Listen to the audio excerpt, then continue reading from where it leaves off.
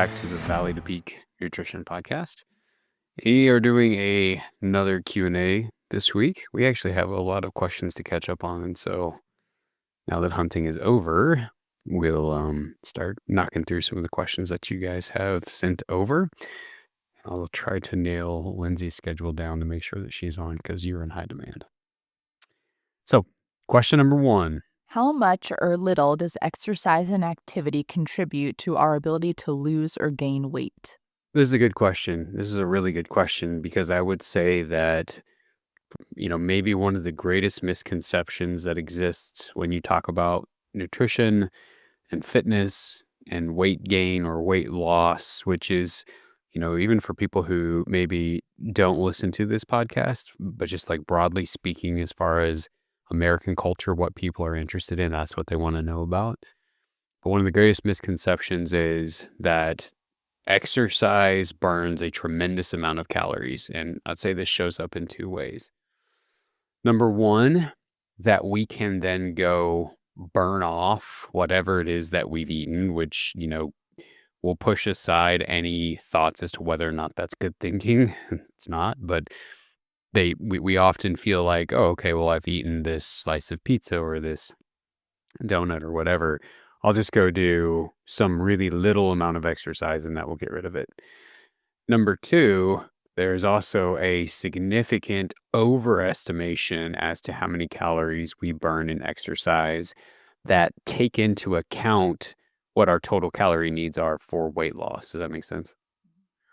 So they'll generally show up in those 2 ways. I would say that it contributes very, very little. And in fact, like we have actually studied this. And when you look at what makes up, so we really have 4 different things that take into account how many total daily calories we need in a day.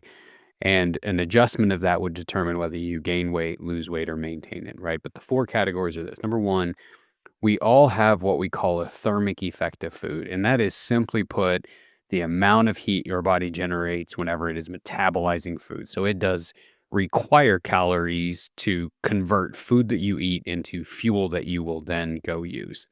That's pretty much, we all have about the same amount there. And it is easily the least amount that make up our total energy needs in a day. Next, we have our resting metabolic rate. And this is a fancy term that basically covers what it takes to keep you alive.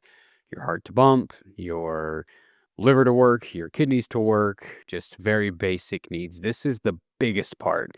This is also where your genetics come into play. So you could have 5 people lined up, all the same height, weight, age, etc.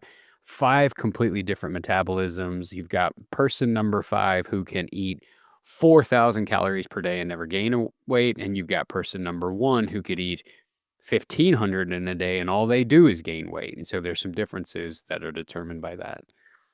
Then you have what we call our exercise activity thermogenesis, how many calories you burn during exercise. And this is the important part. And this is, I think, is the heart of the question. Third, we have this component called non-exercise activity thermogenesis. And this is basically just saying, what do you do in a day? How many calories do you expend in a day? And this is the biggest range for people. And it varies between 15 and 50% of their total daily energy needs. And like, to give you an example, you could take a person like me who sits in a chair. I may have very little contribution from this group. But if you take the guys across the street working construction, or the guys who came and hit our line for our internet wire using shovels in the middle of summer, theirs could be 50 to 60% of their daily energy needs. So the point of that is this. Not only does exercise is not that great, not that big of a contribution towards determining how many calories we do or don't need in a day, nor in aiding us to gain or lose weight. I would say our daily lives outside of that regimented exercise plays a bigger role in trying to determine what you do during a day in terms of, are you a construction worker or do you sit in an office most of the day? And if you find yourself in the latter, is there anything that you can do to increase that from 10 to 25%? Could you go on walks during your break? Could you park in the back of the parking lot? Could you take the stairs instead of the elevator? Those things seem really elementary, and those things aren't, post worthy of your CrossFit Slayer exercise.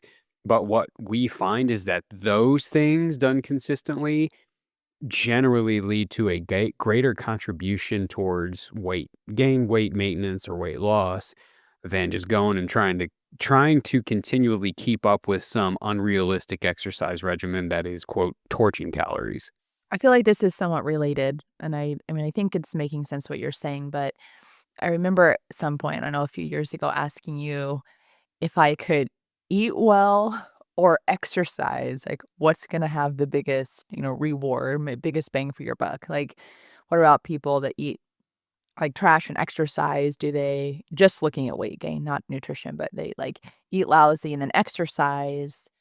Like, does that work? Or people that, eat great and don't exercise, what happens there? Like, I remember asking, I guess that's still my question is one, when it comes just to weight loss, not to just proper nutrition, but is one more bang for your buck, I guess, exercise or eating right? Because some people will say, "Oh, I'm just changing my diet," but they still, don't move their body much, or they start exercising like crazy and eating like crazy as well. So, like, is there one or the other that's best? I think that's the complicated part, right? Because you could have two people doing the exact same exercise regimen, and one person can hardly keep weight on, and then another person struggles to lose anything. And a lot of that boils down not necessarily to what's being used in the exercise, but this whole genetic factor of calorie needs. Now, the second reason it gets complicated is because you have to look at volume and intensity.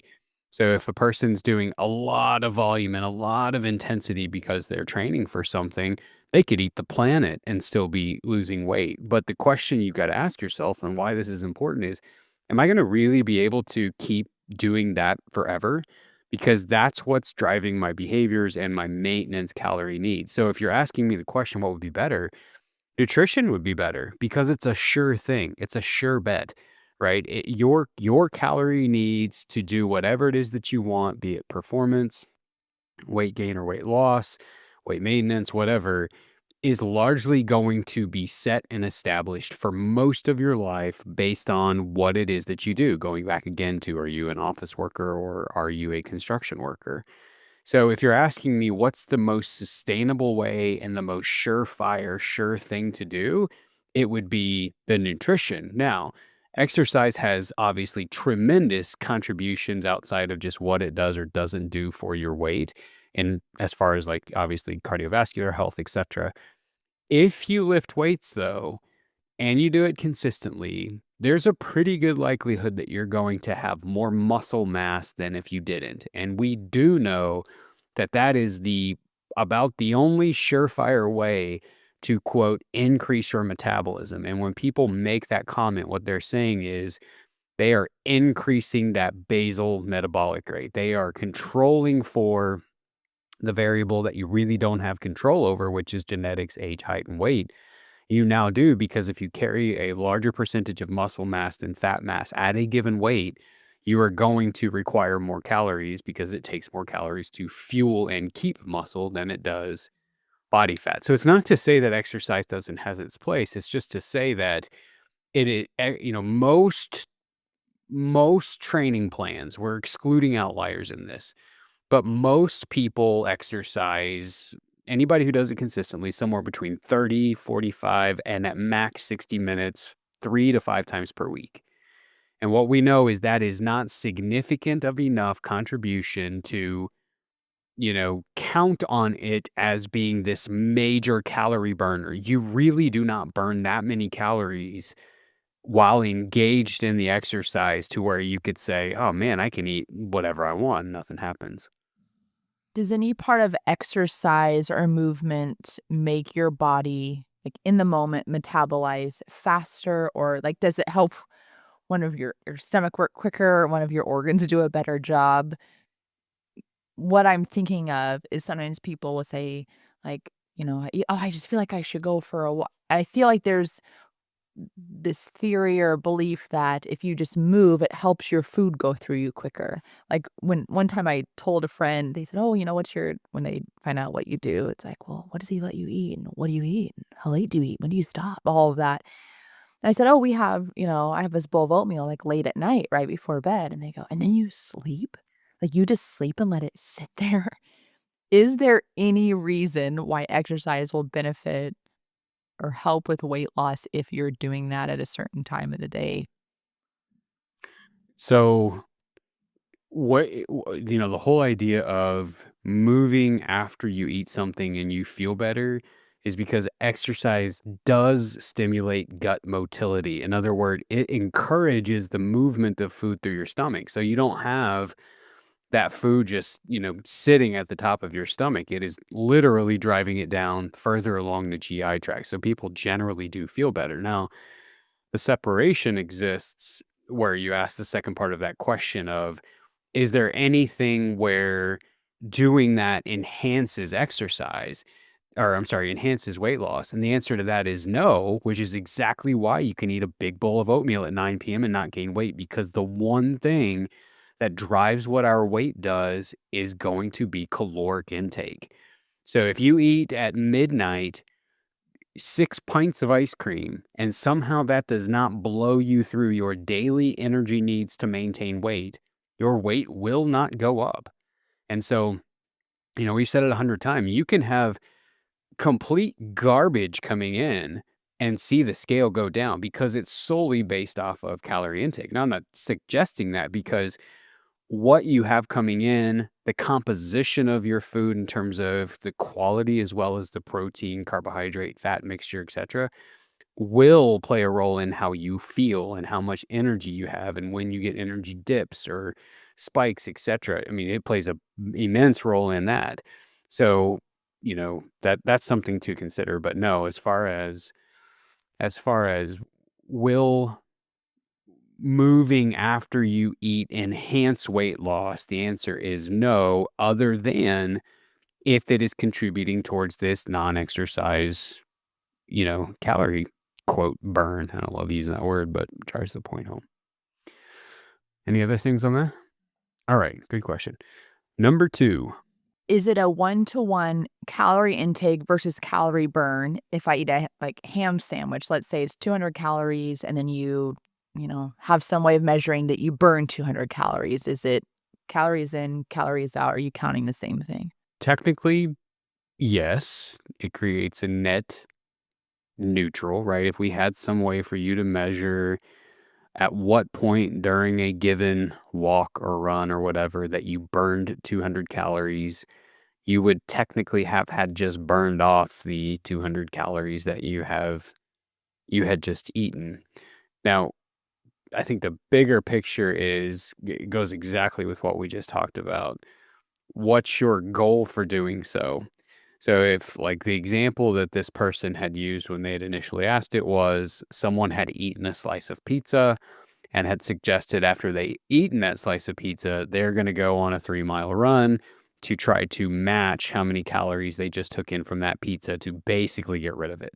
Number one, it's just not a good way of thinking about calorie balance or relying on that as a tool to help you, lose weight or even maintain your weight if that was your goal.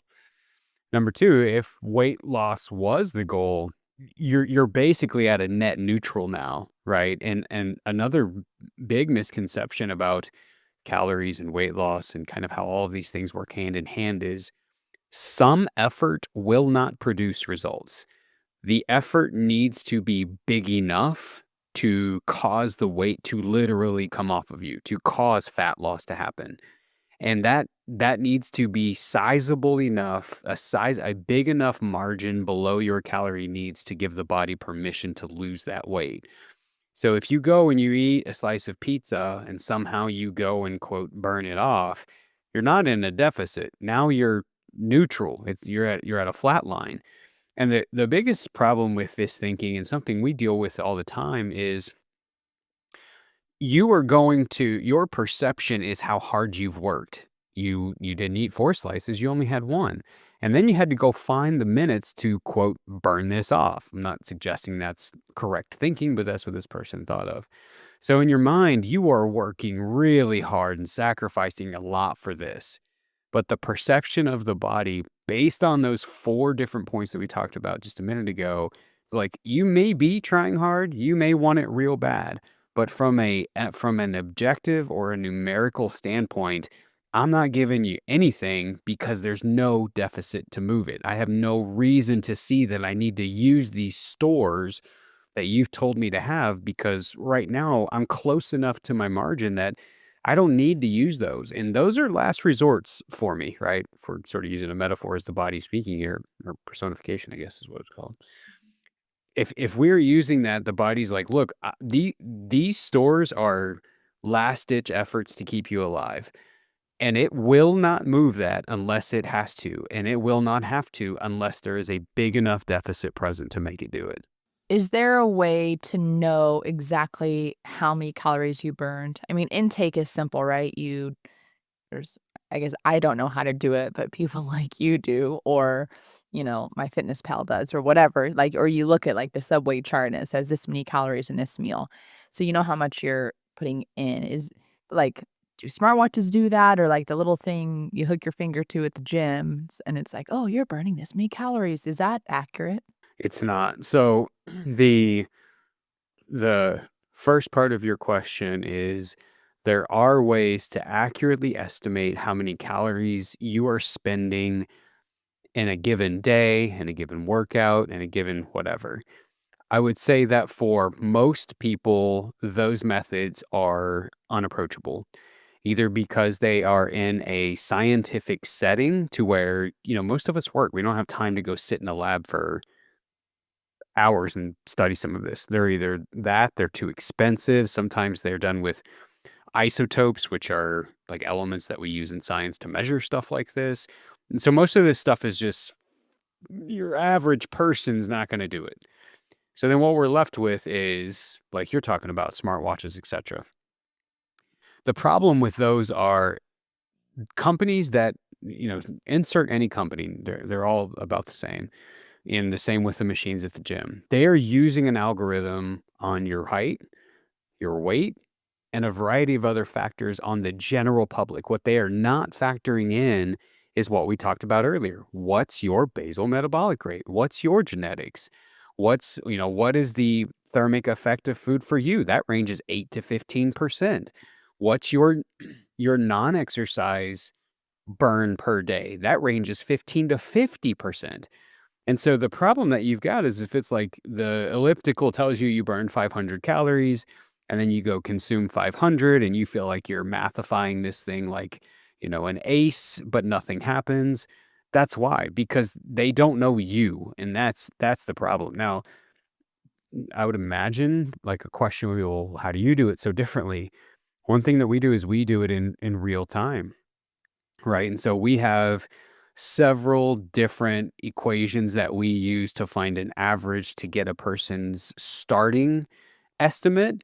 And then we adjust from there. So, yeah, I wish there was a more accurate way, but you've got to remember that if the goal is weight loss, you're trying to create a deficit. So you are not wanting to, quote, eat back whatever it is that you use in exercise. And MyFitnessPal is guilty of this. They will contribute back to you what they perceive you've burned in an exercise. And so now it's like, well, your goal was 1700, but hey, way to go. You just crushed 500 calories in a workout. So today, buddy, you get 23, and it's like, did I do the math right? 518? Yeah, 23. That creates a net neutral and you will see nothing happen at all. And I think that that's probably as miserable as seeing the scale go up for a lot of people is when nothing happens. This might be a whole nother question for a whole nother day. How often, or not how often, how soon after burning a calorie do you lose weight? That's a good question. You were even proud of yourself on that one. You need to accumulate enough calories burned over a 7, 21, 28, 30-day window of time. It's a net average that needs to happen. So, let's say that over let's say that over I'm going to use a theory, and this theory is wrong, which is why I'm apprehensive to use it, but I do think that it paints a good picture. The theory is this: 3,500 calories burned creates 1 pound of fat loss. So, in theory, if you're burning 500 calories per day over 7 days, you should lose 1 pound per day or 1 pound per week of weight, or 4 pounds a week per month. Again, it doesn't necessarily work that way, but that's a good image to use. So to answer your question, you would need to wait, let's say, 7 days of accumulating 500 calorie deficit per day to see anything happen whatsoever. Even if you use one of those, like, little bitty kitchen scales, it's really accurate. I mean, I know you can't put a person on that. I get that it wouldn't equal a pound for a while, but is there a way to, like, look at exactly how much if you've lost, or is it not? This might go great with our next question, but this is what you are asking is exactly why you do not want to use weight as your sole metric for progress, because there are so many things that contribute towards that number on a scale. So you could see nothing happen in a week and have had been in a 3,500 calorie deficit. Does that mean it's not working? Not necessarily, but you'll have these other variables that will, that you should be watching alongside weight to compare and see, are these things changing or are these things working, even whenever the weight may not be showing you that. What is a DEXA scan? What values or readouts on that report are important? The DEXA scan, in a nutshell, is a scan of your entire body. And what it's scanning is it's scanning the different parts of you: bone, water, fat mass, fat free mass, muscle. It's scanning everything. And then it's giving you a readout that you can take and compare to standards to see where you fit. And so the second part of that question, which is what readouts are important, we'll cover next. But I will say this: I think a DEXA should be like an annual thing like labs. It is the least expensive, most approachable, least invasive thing that you can do and get a very good idea of health parameters that matter to you. And those are these. Number one, your bone mineral density. And what that's going to do is it's going to tell you how thin or thick or brittle or not brittle your bones are, which tells you how much of a risk am I of developing bone related health issues, fractures, etc. What's good about that is you can compare that to a standard for your age on where you should be. And if you are not measuring there, there are things you can do to change that. And that's really, really, really important to know and to do. Number 2, it will tell you what of your weight, where do you hold it? What's your composition of muscle versus actual body fat? And and let's see, how do I say this? And what that means for you on at a given weight and a given height. And here's what I mean by that. There are riskier places to hold fat than other places. So when you have fat that exists just under the skin, we call it subcutaneous. You may not like it, but it's not really causing you any concern for chronic disease.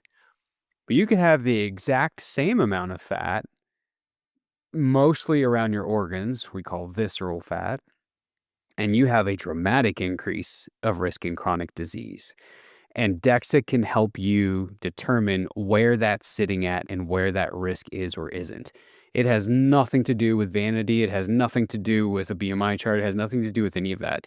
It tells you what your risk is. And again, it then gives you the opportunity to go course correct and change it if you want to.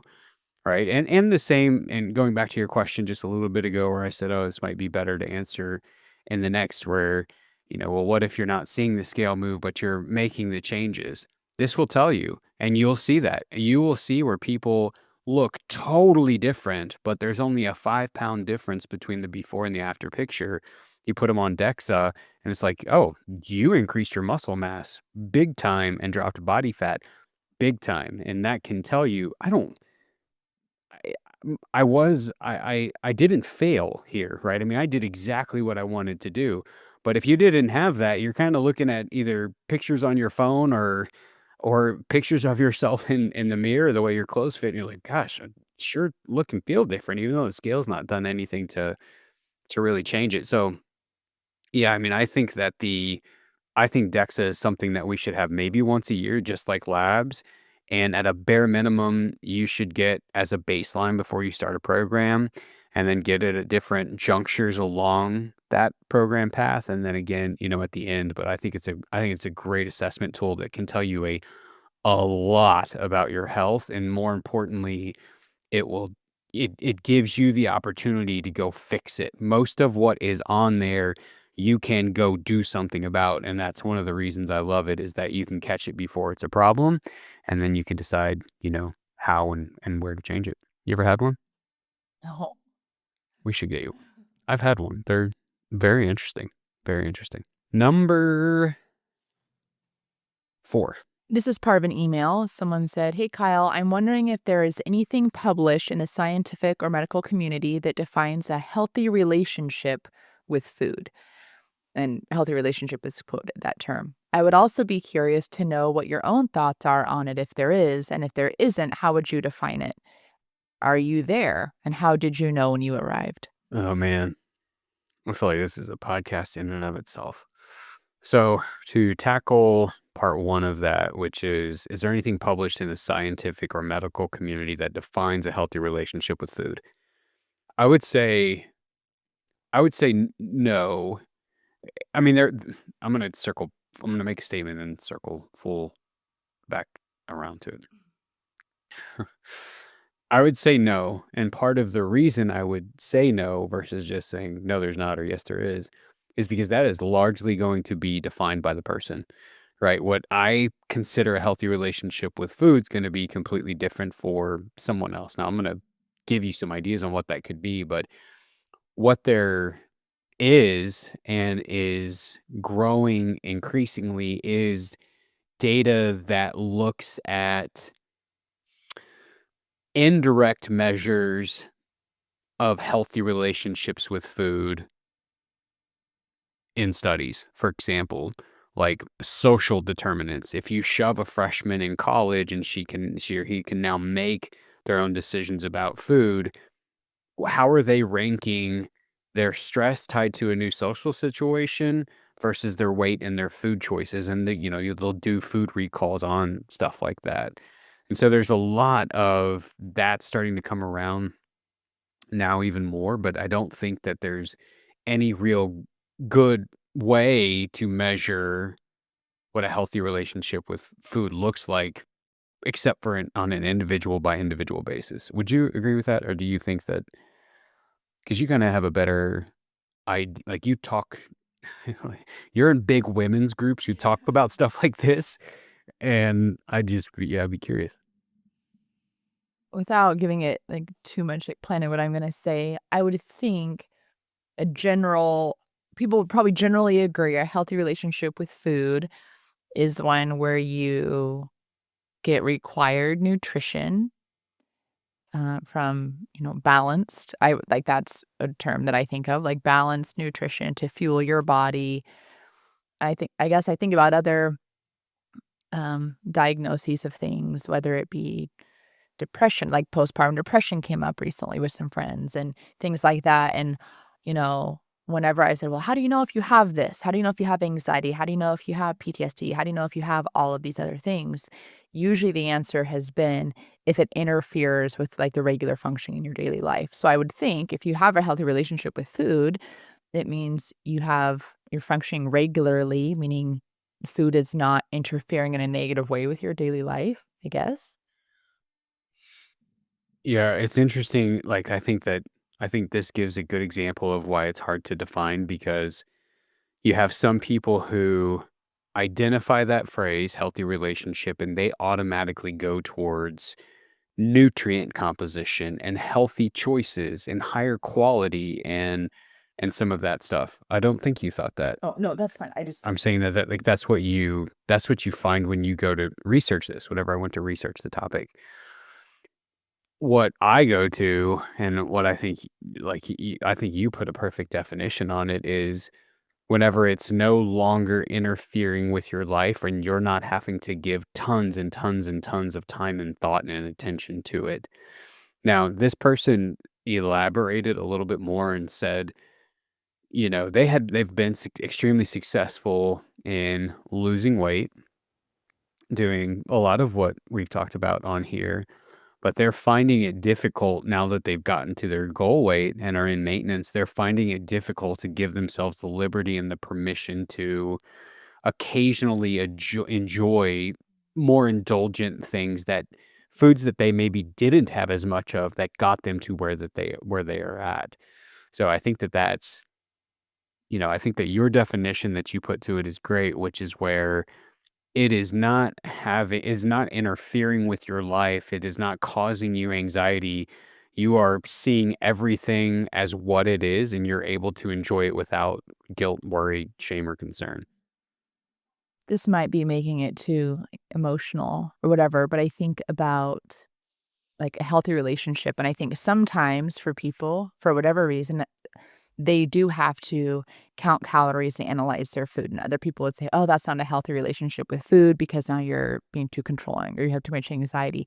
But in order to get to a healthy place, that might be where you're at right now. Like, right when people sign on, it is a healthy decision to track what they're eating so they know where their food's coming or, where their calories are coming from.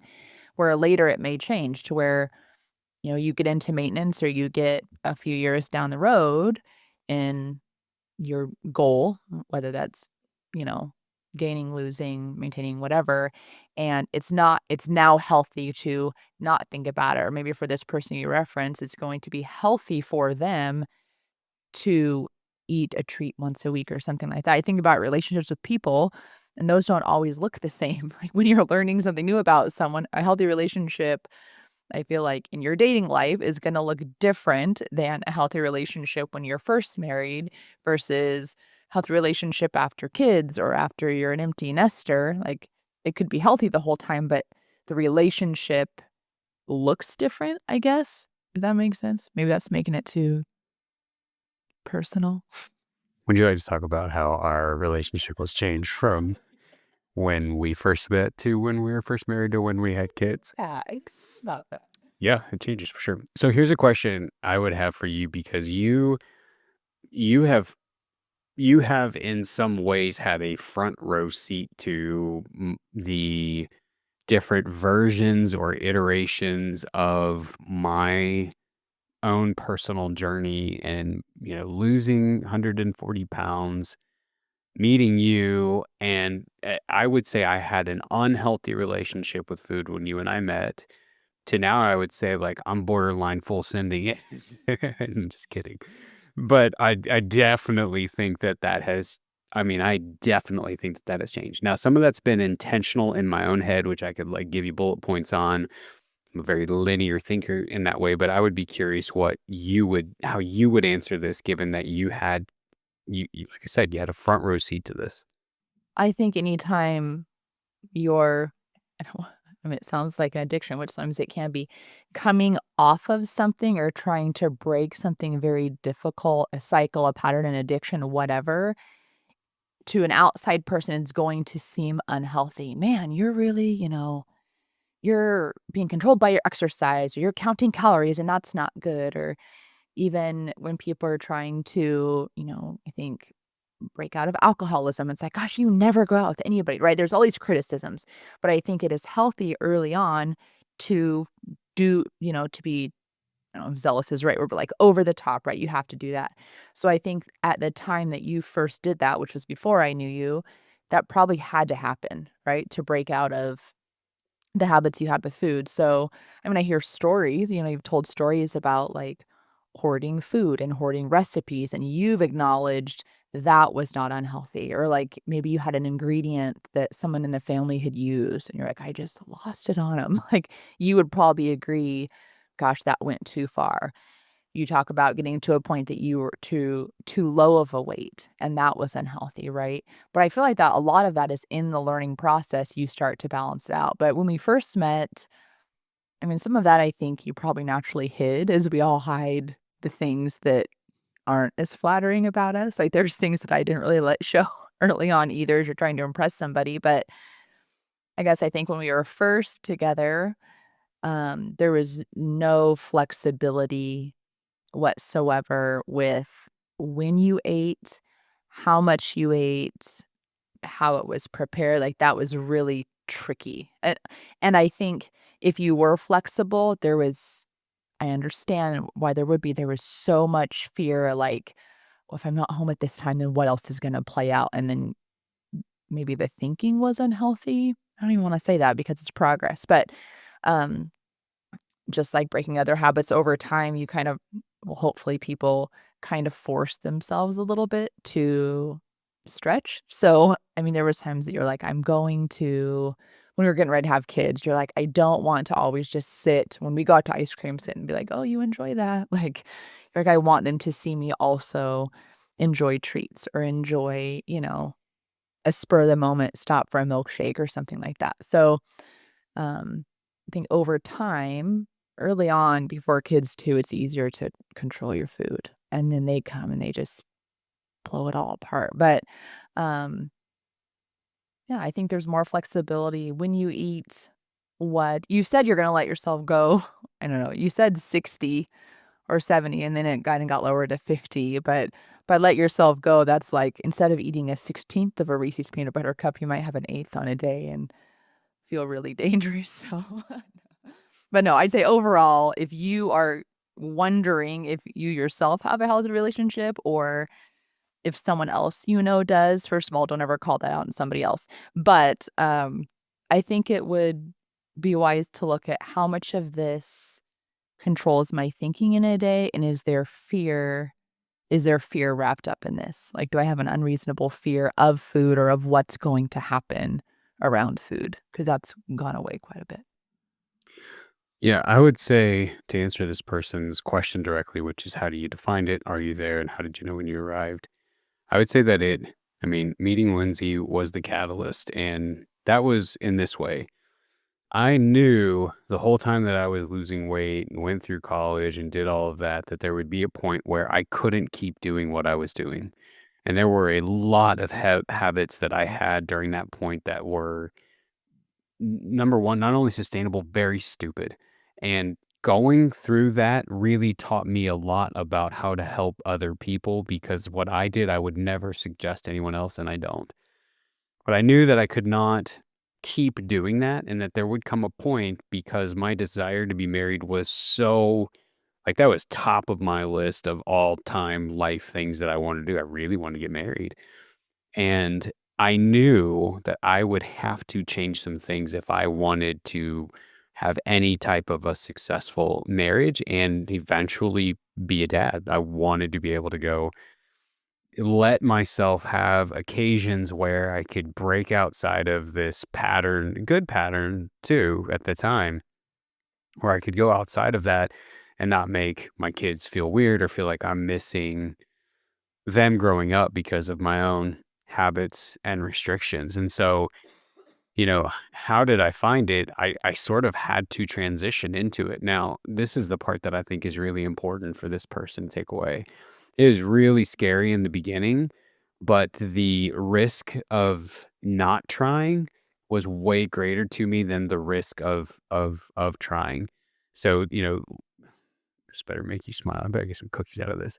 The risk of losing Lindsay because I was so rigid was not on the table for me, so it was more worth it to me to try and figure out how to fix any negative outcomes that might have come from that than to not try at all, just be single my whole life and live in my own little bubble. Now, this is the part that I think is important. By trying and exposing yourself to letting yourself having some of these things on occasion and seeing nothing happens, you just naturally winnow yourself out of it, right? You just that fear in that healthy relationship resolves because you're like, well, nothing happened the last 155 times. I don't know why it would happen on the 156th. Now, caveat to that is this. These indulgent my life prior to this was it was not good either, right? Donuts every morning with a Diet Coke, massive lunch buffets, big fried chicken and JoJo's with tons of ranch for dinner. Like, it wasn't a great life either, and so these indulgences were not YOLO, full send all the time. They were when we would go out to dinner, I would still make my lunch. I would still buy fruit for snacks. I was getting, making sure that my protein was I was still making sure some of the fundamentals were in place, but I was not having to put a bunch of concentration and obsession on numbers and driven and how was it cooked and all of that. It just you start to lose that anxiety tied to it with time. And so I think the definition that I would put to it is spot on the money, and that is when anything, whether it's a social occasion, a certain type of food, a particular restaurant, doesn't cause you to get afraid to eat it or fear some negative outcome by having it, then I think that you have, at that point, probably established a healthy relationship with food. And so, yeah, thankfully, I am there. I spent a long time not there. We, oh my gosh, 12 years this month is when we met, and that was, like, the catalyst, and I would say that I don't really feel like I had a good relationship with it until when the boys came, right? So, like, 6 years in and, I still was, like it's a slow process, and I'd say give your permission to go through the process slowly, but also, know that tempering into those waters is worth it, I think. This might be a whole other podcast too, and maybe I don't know, maybe in the last few years we've spoken on this, but I think what was tricky, people would say, well, like, what's been the hardest part of marriage and what's been so difficult? I said, well, before kids, because that, also throws a wrench in things. I would say it was food. And they were like, what do you mean food? I said it was such a part of your lifestyle, which it was your job, but it was also such a part of your background personally that, I mean, there was a lot of tension around it for a very, very long time, and I think there's 2 parts of it. If you're the person that had the restrictions or the goals or the disorder, whatever it is, if you're the one culprit, let's just say, it's a terrible term, but I think there was things that I saw you do that I would recommend to someone else doing that. So, there was, like, to see you kind of, quote, unquote, "come out of it," we would go out, not always to the same restaurant. Like, at times, you're like, please choose a different restaurant because we always went to Panera because you always chose the exact same thing and knew how much to eat. So, like, you'd almost like force me to choose somewhere else to go. Or you would go somewhere that you knew I really wanted to go, even though I knew you hated it, like Red Robin and Applebee's. But anyway, so we would do that. Or you would say, I think there's probably, I mean, probably less than 5 times I've ever cooked a meal for you because as soon as I realized what goes on in your head and body about food, I was, like, scared to do it. But the times I have prepared food, you will still eat it and you'll still, be complimentary, but it's a smaller portion, right? So it wasn't like, "I'm not gonna eat that." Like, you would just eat a little bit less of it. Or when we do special treat things with the kids, like, you still participate, but it's, "I'm gonna have a little bite." "Dad, why don't you want any?" "Oh, I'm just a little bit full," or, "That's not my favorite flavor," and it's not something like, "Well, that's not healthy for you," right? Like, just even your language about things like that. I think how you talk about food changed. You never were judgmental toward other people or critical of what I ate, but I think I don't know. You seem nonchalant about discussing food or about questions I have. Like, you never say, "Do you know how many calories that has?" Like, you don't do that. Um, Other conscious things I saw you do at times, you had to, like, force yourself to be okay with it. To be okay, I don't know if you were okay, but you forced not force yourself to eat, that sounds bad, but, like, we'd go to a meal, there would be nothing green in sight, all super buttery foods, and you would just eat a little bit less. Or if you knew we were gonna be doing something fun, you would, eat less at the lunch. Or we're going to a buffet, you bring your own chicken, right? Like, I've seen you do that before. Um, so I guess those were if someone's ever looking for little, like, tips of, like, how to make myself feel normal around my family that is normal about food, you could try some of that stuff. But also my own like, the other side of it is the person who doesn't care a whole lot about food and who is not controlled by it or trying to overcome something.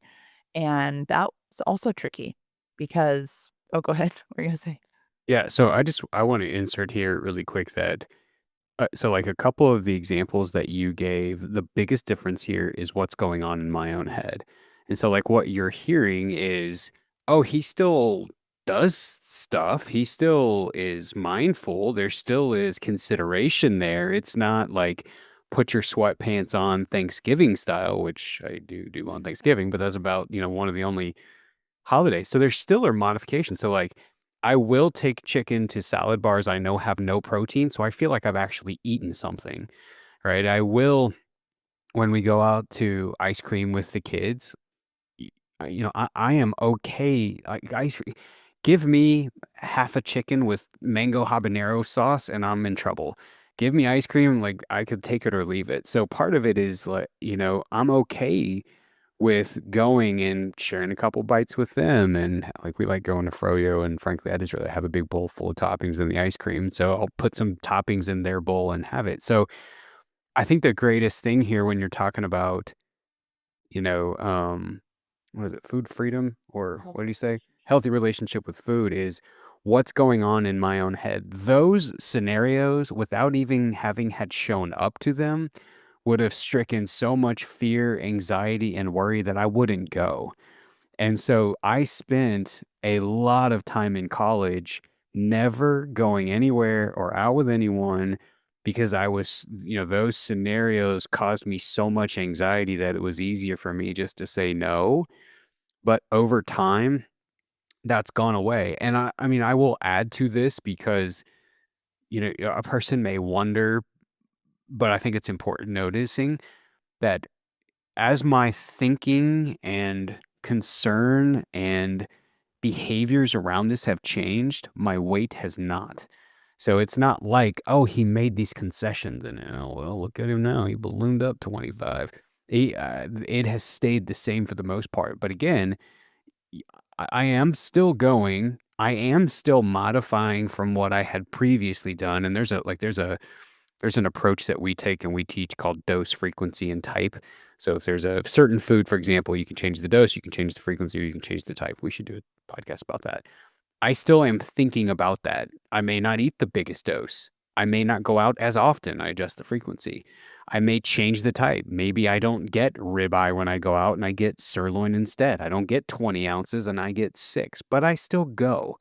And I'm not worried about that. I'm not so stricken with fear that I can't enjoy it. I still go, have a great time, and it just, it's totally different than it was even 6 years ago and way different than it was God, how long ago did I lose weight? I don't know, 15 more years ago? And even since we met 12 years ago. Yeah.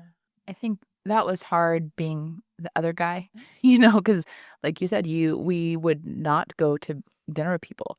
People would invite us to their house. I remember not telling you that we got invited. I would just be like, "Oh, that's not gonna work for us," because I didn't want part of it was my own discomfort, right? Not wanting to deal with you being uncomfortable about food or not eating. I was like, "That's so rude not to eat if someone invites you for dinner. Like, how dare you not eat at their house?" Which you never really did that, but I was worried. But I think being, I guess, on my side of it, who I was not concerned with, I didn't have the same relationship, healthy or unhealthy relationship with food that you did. And I think seeing it change over time, I guess what I found helpful and by no means ever did it perfectly was like taking those little wins as, like, a win, being like, "Oh, you will go with me." Like, I remember it used to upset me so much when I would go to Fancy Freeze and get a milkshake, and I was like, I just always picture getting a milkshake with my husband, so, like, having you drink one too." Like, I don't want it, and being okay with that, or you said, though, a lot of our friends will be like, "Oh, don't look at what I'm eating," or "Don't," or "We made a salad because we knew you were coming." Like, they'll make all those comments, right? And to realize that you really don't care what they're eating and that you're not judging it, and just because 'cause you're not having it doesn't mean they shouldn't have it. So, getting over some of the insecurity I had with you eating that way or, being okay asking for seconds or going to McDonald's by myself or something like that, but, I mean, I joke, but, I think it is also I don't wanna take the credit from the work that you did and the work that people listening to this are doing, but if you are the guy who's not on a struggle bus with the food relationship, I think realizing that these little steps and little adjustments and allowances really take a lot of effort, and I don't know, just seeing you I know it was a stretch, and I know it was not comfortable to sometimes do what you did to break your thinking, I guess, so way to go. Thank you. But yeah, I would just, I know this is kind of like more of a woo woo, touchy feely side of food, but um, I would, I will say this that I am in a unique situation where I get to talk to a lot of people, and the manliest of men have this issue, and I was gonna say most feminine of men, but everyone deals with this, right? And this isn't about endurance in zone two and macros on the trail and gutting out a hard hunt, but this is where you spend the other 330 days of your life. And these 330 days, they really can kind of, I don't want to say make or break, but they kind of can make or break your health, your life, how you feel. Like I said, prior to this, my life didn't look good either. I was 270 pounds at 5'6" with cholesterol problems at 20. So that didn't work. So you can't go the opposite end to where you're like, oh, well, got wife and kids now. I guess it's back to donuts and Diet Coke every day for breakfast. There is a balance that can be struck. And it just takes some time putting your toe in the water, seeing that you handled it well, building trust in yourself, and eventually with enough reps of that, you just stop worrying. It's like you've done it it's like hiking in the dark. Oh my goodness, the first time I hiked in the dark on my own, I was pretty sure any species that could eat a human was waiting for me at the trailhead. And now, hiking in the dark by myself is like preferred. I'm peaceful. And that's just time and exposure. And this is a lot the same. So I hope you have a solid support system because you're 100% right. You never pressure me, but apparently I also never knew about the invites that we got. So it's worth it. I think that's it. That's a long enough podcast for this time. So thank you guys for sending in your questions. You can always send those to us, info@v2pnutrition.com. We've got a few other ones that we're going to work through, and we will continue to work through those throughout the holidays and into the new year. We've got some other podcast guests coming on, and their Green Belly Meals reached out to me to do a podcast with them on electrolytes. So we will probably recap some of that because there were some good nuggets in that too. So thank you for listening. We'll be back again in a couple of weeks with more new episodes. Have a good week.